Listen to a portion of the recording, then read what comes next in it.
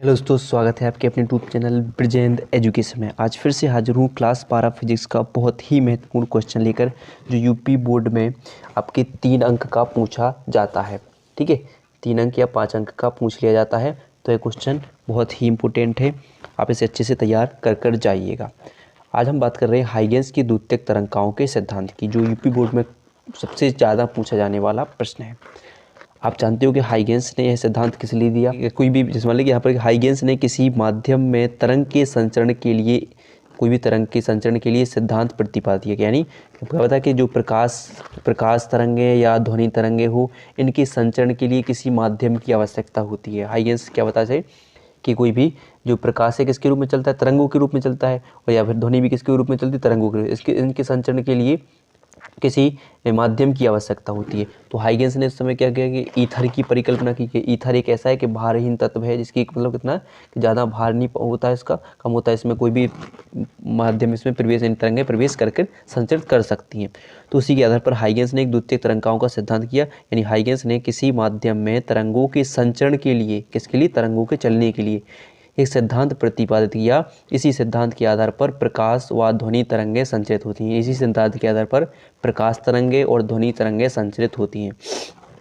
इसी सिद्धांत को हाइगेंस का द्वितीयक तरंगाओं का सिद्धांत कहते हैं।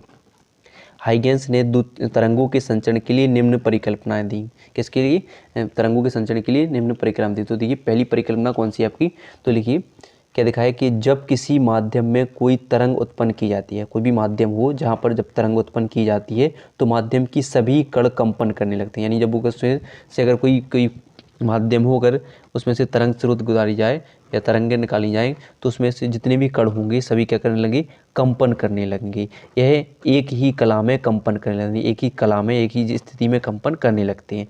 कंपन करने वाले कणों को बिंदुपथ तरंगार कहलाता है। यानी कंपन करने वाले कणों का बिंदुपथ क्या कहलाता है? तरंगार। यानी हमने क्या किया कि जब किसी माध्यम में कोई तरंग गुजारी, तो उसमें स्थित जो भी कण होंगे, जहाँ जिस परिपथ में से गुजार रहे होंगे, उसमें उत्पन्न सभी कण क्या करने लगेंगे? कंपन करने लगेंगे। और उन कंपन करने वाले कणों का बिंदुपथ क्या कहलाता है? तरंगार कहलाता है। यूपी बोर्ड में यही पूरी परिभाषा पूछी जाती है कि तरंगार किसे कहते हैं। तो अब क्या लिखोगे कि जब किसी माध्यम से तरंगें उत्पन्न की जाती हैं, तो उस माध्यम के कण क्या करने लगते हैं? कंपन करने लगते हैं। वो एक ही कला में कंपन करने वाले सभी कण क्या कहलाते हैं? उन कणों का बिंदुपथ क्या कहलाता है? तरंगार्ग कहलाता है। तो पहले की तो होगी तरंगार्ग की परिभाषा हो जाएगी। अब बात कर लेते हैं दूसरी परिकल्पना की। तो दूसरी परिकल्पना क्या है कि तरंगार्ग पर स्थित प्रत्येक कण एक नए तरंग स्रोत का कार्य करते हैं। तरंगार्ग पर जितने भी कण होंगे, वे सब क्या करते हैं? एक नए तरंगार्ग। तो हाइगेंस ने किसकी परिकल्पना की थी? ईथर की। कि ईथर में एक तरह भारी तत्व है, इसमें किसी प्रकाश की तरंगों को गुजारा जा सकता है। तो ऐसी बात कर लेते हैं कि ईथर के कण, तो तरंगार्ग पर स्थित प्रत्येक कण, जितने भी कण होंगे, वे एक नए तरंग स्रोत की भांति कार्य करेंगे। कैसे? नए तरंग स्रोत की भांति, जिसमें से क्या है कि प्रकाश हर एक नए तरंग स्रोत से गुजरती, प्रकाश किरण हर एक तरंग स्रोत से जा सकती है। ठीक है, भांति व्यवहार करते हैं, जिससे सभी दिशाओं में नई गोलीय तरंगें निकलती हैं। क्या होती?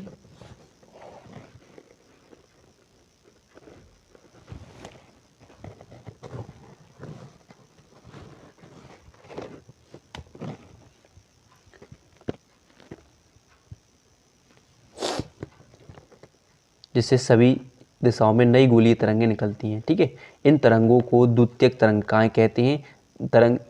ठीक है, तरंगिकाएं मूल तरंग की चाल से आगे बढ़ती हैं। तरंग की चाल जानती है, प्रकाश की चाल आपने देखी होगी, जितनी भी उनकी चाल होगी वे अपनी मूल तरंगिकाओं चाल से आगे बढ़ती हैं।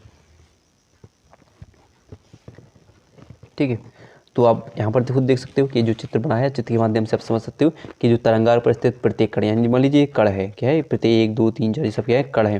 वो प्रत्येक कण एक नए तरंग स्रोत है। क्या है? पूरा A dash B A double dash B double dash A सब क्या है? एक तरंग स्रोत की भांति कार्य कर रहे हैं। तो सभी दिशाओं में एक नई तरंगें, सभी दिशाओं में क्या होगी? एक नई गोली तरंगें निकलती जाती हैं। इन तरंगों को क्या बोलते हैं? हम द्वितीयक तरंग का। इससे जो निकलने वाली, जैसे मान लीजिए प्रकाश की किरण निकल रही है, और इसकी जितनी भी इस माध्यम से प्रवेश कर रहे हैं, तो जितनी भी जो दिशाएं होंगी, भी सब दिशाओं में निकलने वाली जितनी भी तरंगें होंगी, भी सब क्या कहलाएंगी? द्वितीयक तरंगिकाएं कहलाएंगी। ये तरंगे मूल तरंगी चाल से चलती हैं, यानी जितना भी इनका वेग होगा यानी चाल होगी, उसी चाल से चलती जाएंगी।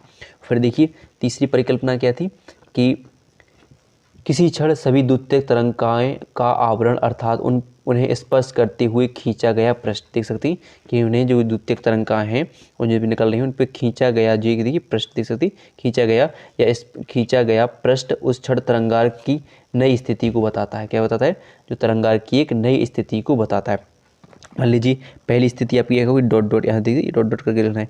तो पहली स्थिति ये पहला स्थिति आपकी देख लीजिए, फिर अगर हमने आगे और बढ़ाया और एक और पृष्ठ खींचा तो एक नई स्थिति बना देगा। फिर एक दूसरे देखिए कि ये भी एक क्या कर देगी, अगली नई स्थिति, ये सबसे आखिरी स्थिति हुई। हम देखेंगे कि नई स्थिति को व्यक्त करता है। चित्र में ए डैश बी डैश नया तरंगार्घ है। देखिए चित्र में ए डैश बी डैश एक नया तरंगार्घ है। ये पहले यहाँ से बना, फिर अगला तरंगार ए होगा, फिर ये सबसे नया तरंगार, जितना भी बनाते जाएंगे फिर यहाँ पर हम और बनाएंगे तो हर एक तरंगार एक नई स्थिति बनती जाएगी।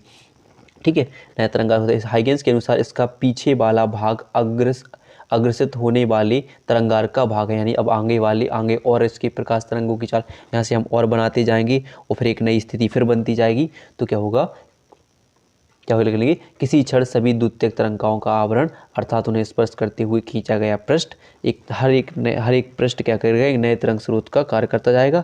यहाँ पर देखिए जो लास्ट वाला होगा वो क्या होगा, एक नया तरंग स्रोत होगा, यानी जो यहाँ पर ए डैश और बी डैश क्या है, एक नया तरंग स्रोत है। फिर अगर हम आगे और बनाएंगे तो अगला ए बी यहाँ पर क्या हो जाएगा, एक नया तरंग स्रोत का कार्य करेगा। इस प्रकार इसकी हाइगेंस की तीनों परिकल्पनाएं होती हैं।